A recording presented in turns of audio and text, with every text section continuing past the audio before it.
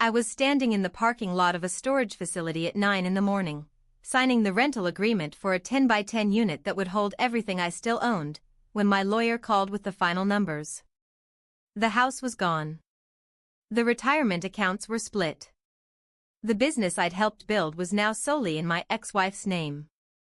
I'd walked away from a 15-year marriage with my clothes, my grandmother's china, and about $30,000 to start over. My lawyer asked if I wanted to contest some of the division, said we could probably fight for more, that I'd been more than fair in the negotiations. I told her no. I'd already lost enough time and energy to this divorce. What I wouldn't lose was my ability to look at myself in the mirror. 3 months later, my ex-wife posted on social media about her amazing new life, the remodel of our former house, the luxury vacation with her new boyfriend. People sent me screenshots, expecting me to be devastated.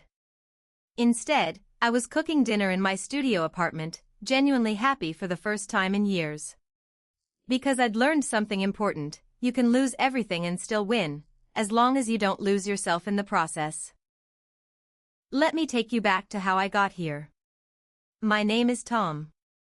I'm 43 years old now, but this story really starts when I was 26 and thought I'd found the love of my life. Her name was Jennifer. She was beautiful, ambitious, working in marketing at a startup. I was in IT at the same company. We clicked immediately, started dating, moved in together after 6 months, married after 2 years. For the first 5 years, things were good. We both worked hard, bought a small house, talked about kids someday. Jennifer had big career ambitions, and I supported them completely. When she wanted to get her MBA, I worked extra hours to cover the costs. When she wanted to start her own marketing consultancy, I helped her build the business plan, set up the website, handled all the tech infrastructure. The consultancy took off faster than either of us expected. Jennifer was brilliant at what she did, and word spread. Within 3 years, she had a full staff and major corporate clients. The business was doing 7 figures in revenue. We were making real money for the first time.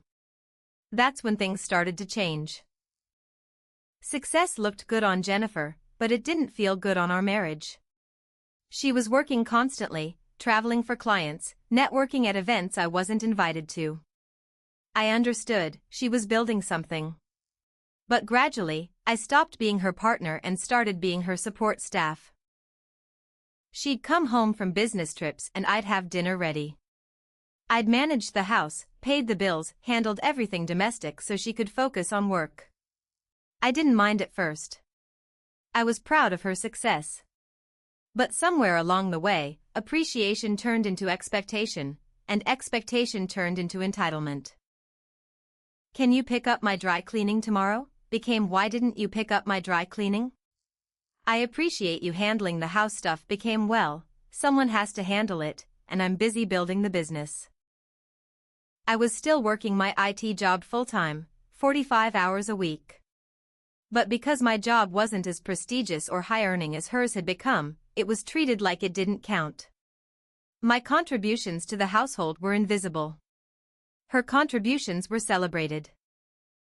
When we'd bought our first house, it was our house. When we upgraded to a bigger place as the business grew, she started calling it my house. When friends came over, she'd give tours and talk about my kitchen remodel and my home office like I was a tenant instead of her husband. I tried to talk to her about it. About feeling undervalued, about wanting to be treated like an equal partner instead of hired help. She'd apologize, say she didn't mean it that way, that she was just stressed about work. Things would improve for a week or 2, then slide right back.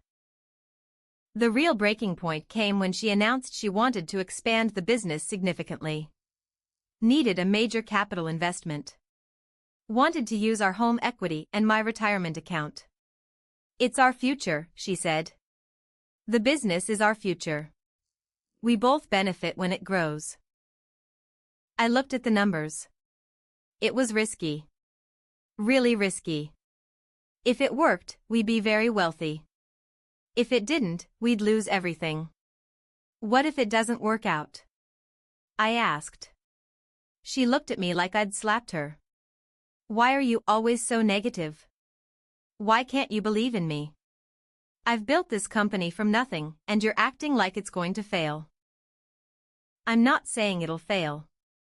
I'm saying there's risk, and we should be careful about risking our entire financial security on my business. Just say it. You don't believe in my business. You've never really supported me. That became the narrative. Any caution I expressed was lack of support. Any concern about risk was negativity. Any desire to protect what we'd built together was me holding her back. She took the money anyway. We were married, the accounts were joint, the house was in both names. She refinanced without fully discussing it with me, pulled from retirement accounts, leveraged everything. The expansion went well for the first year. Then a major client pulled out. Then another. The market shifted. The big bet didn't pay off the way she'd projected. The business wasn't failing, but it wasn't growing the way she'd promised either. And somehow, it became my fault. If I'd been more supportive, less cautious, more willing to take risks. If I'd believed in her vision instead of questioning it. My very reasonable concerns about risking our entire financial future were rewritten as me sabotaging her success. I started noticing other changes. She'd stay out later after networking events. She'd be protective of her phone. She'd pick fights about small things, creating distance. I knew what was coming before she said it. The conversation happened on a Sunday morning. She was drinking coffee at the kitchen island, scrolling through her phone. I was making breakfast. She didn't look up when she spoke. I want a divorce. I wasn't surprised, but hearing the words still hit hard. Can I ask why? We've grown apart. We want different things. I need a partner who matches my ambition, who understands the life I'm building. You're comfortable where you are, and that's fine, but it's not what I need. Translation: I'd become an embarrassment. My normal job and normal ambitions didn't fit with the image of success she was cultivating. Is there someone else? I asked. She hesitated. I've been seeing someone. It just happened. But that's not why I want the divorce. I've been unhappy for a while. The someone else was Kevin, a business consultant she'd hired. Successful, polished, drove a Tesla, talked about disruption and scaling and all the buzzwords that made Jennifer's world spin. I could have fought dirty in the divorce. Could have exposed that the affair started before she asked for the divorce, which would have affected the settlement. Could have pushed for half the business I'd helped build, that I'd risked our financial security to expand. Could have made it ugly. My lawyer certainly wanted to fight. You're entitled to half that business, she said. You supported her through the MBA, helped start the company, provided the capital for expansion. You have legitimate claims here. But I looked at what fighting would cost. Not just money, but time, energy, soul. Months or years of litigation, of digging through finances, of making accusations and defending against them. Of becoming bitter and vindictive and small. I'd watched friends go through ugly divorces. Seen them spend more on legal fees than they won in settlements. Seen them become consumed by anger, letting their ex-spouse continue to control their emotional life years after the marriage ended. I didn't want that. I didn't want Jennifer to have that power over me. I didn't want to spend the next 2 years of my life fighting over money and stuff while the person I needed to become got lost in the battle. So I made a different choice. I negotiated a fair but not aggressive settlement. I took half the liquid assets, walked away from the business, let her keep the house in exchange for buying out my equity at a fair value. I didn't fight for her retirement accounts even though I'd sacrificed mine for the business expansion. I didn't expose the affair timeline. I didn't try to destroy her reputation or her business. My lawyer thought I was crazy. My friends thought I was being a doormat. My brother told me I was letting her walk all over me. But here's what they didn't understand: fighting would have meant letting her continue to define my worth. Battling over the business would have meant tying my identity to something she'd decided I wasn't good enough for. Spending years in litigation would have meant giving her years more of my life. Walking away meant freedom. It meant closing the door on who I'd been in that marriage, the support staff, the background character in Jennifer's success story, the guy who wasn't enough. I'd lost the material things, but I'd kept the one thing that actually mattered: my self-respect. The divorce finalized on a Tuesday. I signed the papers, shook my lawyer's hand, walked out of the courthouse, and got in my car. I didn't cry. I didn't feel defeated. I felt light. Like I'd been carrying something heavy for years and finally set it down. The practical reality was humbling. I was 41 years old, starting over with less than I'd had at 25. I couldn't afford the lifestyle I'd been living. I moved from our 4-bedroom house in a nice suburb to a studio apartment in a less fancy part of town. I sold my car and bought something cheaper, more practical. I canceled the country club membership and the premium cable package and all the other expenses that had seemed normal when we were doing well. Some people from our old social circle were kind. Most just stopped calling. When you go from being part of a successful power couple to being a divorced guy in a studio apartment, you stop fitting in with the wine and cheese crowd. I was okay with that. Those friendships had been Jennifer's anyway, part of the image she was building. I focused on rebuilding. I was still good at my job, and good work gets noticed. I took on extra projects, proved my value, got a promotion I'd been passed over for before because I'd been too focused on supporting Jennifer's career. Started actually investing in my own professional development instead of just facilitating hers. I started running, something I'd abandoned years ago because Jennifer thought it was boring and didn't want to be married to a gym rat. Turned out I missed it. Turned out a lot of things I'd given up to accommodate her preferences were things I actually enjoyed. I dated a little, nothing serious. Went out with a teacher named Sarah for a few months. She was kind, grounded, impressed by completely different things than Jennifer had valued. When I told her about the divorce, about walking away from the business and the house, she said something that stuck with me. That took strength. Knowing what to fight for and what to let go. A lot of people fight for everything and end up with nothing that matters. 6 months after the divorce, I was having coffee near my old neighborhood when I ran into Jennifer's mother. She'd always been kind to me, and the divorce had been hard on her. She hugged me, asked how I was doing, seemed genuinely interested. "I'm doing well," I said honestly. "Really well, actually." She looked at me carefully. "You look different. Lighter somehow." "I feel lighter. Turns out letting go of things that weren't making me happy is pretty freeing." She sighed. "Jennifer's not doing as well as she pretends on social media. The business is struggling. Kevin turned out to be more flash than substance. I think she's realizing what she gave up. I hope she finds happiness," I said, and meant it. "But that's not my concern anymore. You're a good man, Tom. Better than she deserved."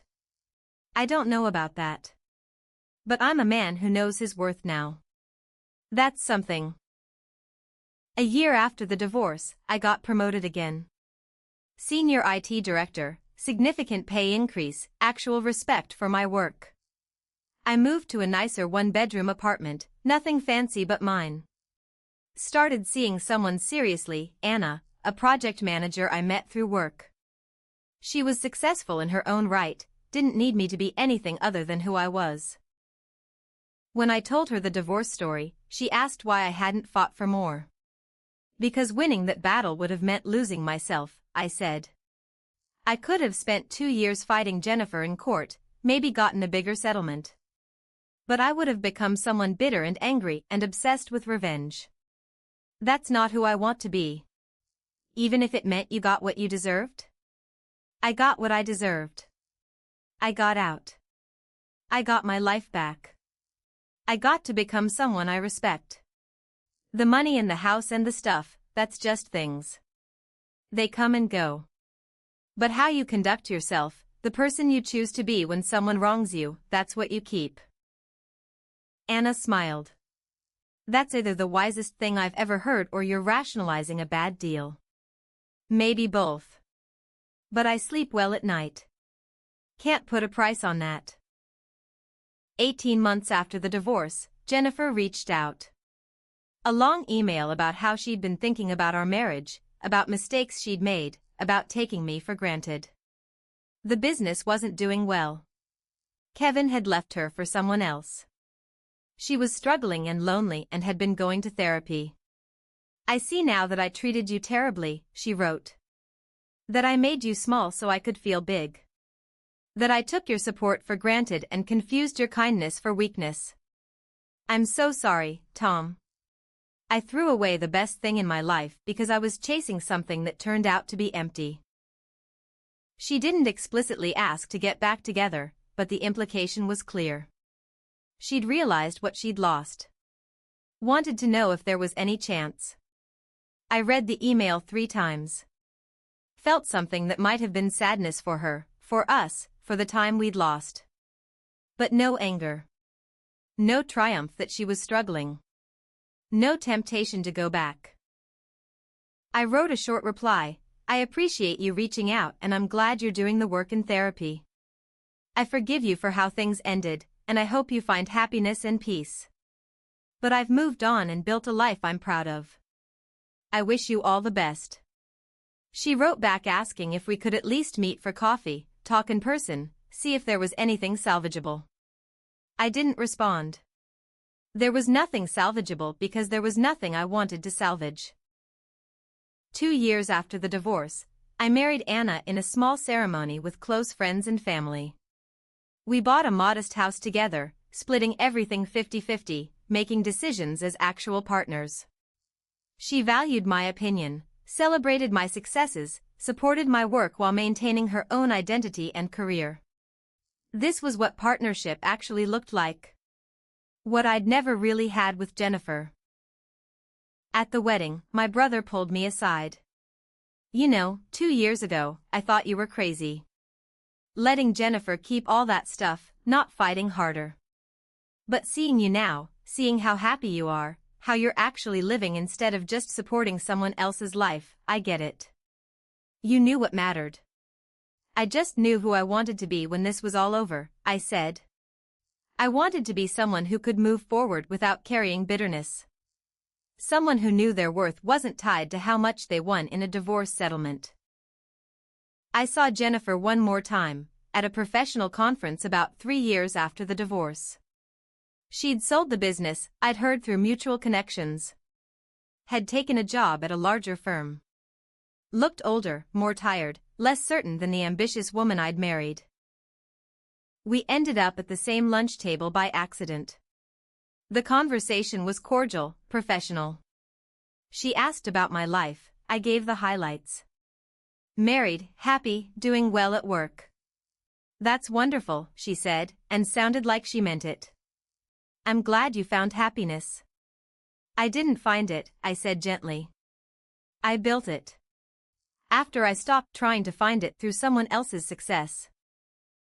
She nodded, understanding. I learned that lesson the hard way.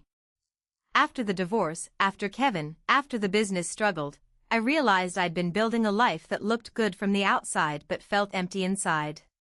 I was so focused on success and status that I didn't notice I was becoming someone I didn't like. It's a common trap, I said. Measuring worth by external markers instead of internal ones.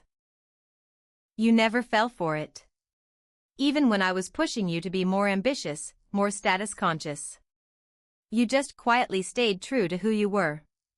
Not always quietly. But yeah, I learned that lesson younger than you did.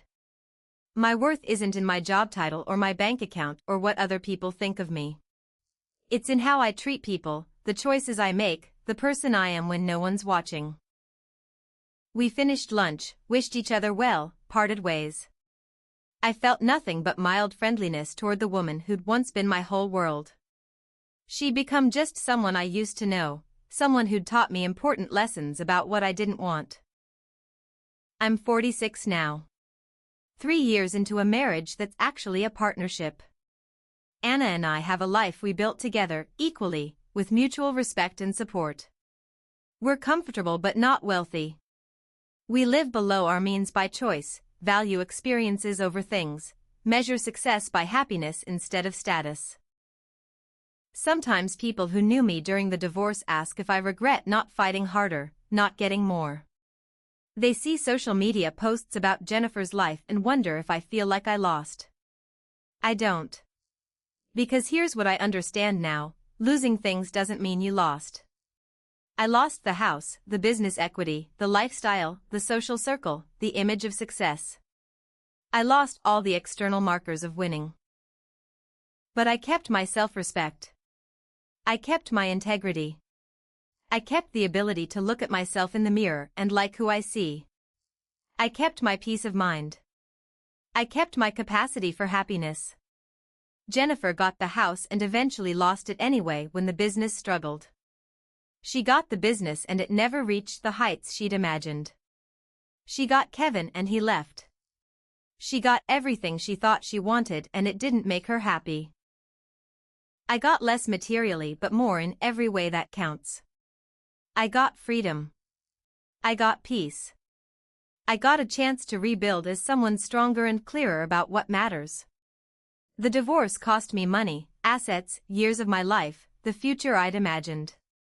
But it gave me something more valuable, proof that I could lose everything external and still be okay. Still be whole. Still be worthy. I lost everything after divorce except my self-respect. And it turned out that was the only thing worth keeping. Some battles aren't worth fighting. Some victories come from walking away. Some losses turn out to be the best things that ever happened to you. I'm Tom. I'm 46 years old, married to a woman who values me, working a job I'm good at, living a life I built consciously and deliberately. I have less money than I did at 40. I have a smaller house, a modest car, a simpler lifestyle. And I've never been happier. Because I finally understand that self-respect isn't something you can lose unless you give it away. Everything else, money, houses, businesses, status, can be taken from you. But how you conduct yourself, the choices you make, the person you decide to be when everything falls apart, that's yours. That's what you keep. I lost everything in the divorce except the thing that mattered most. And that's not a loss. That's a win.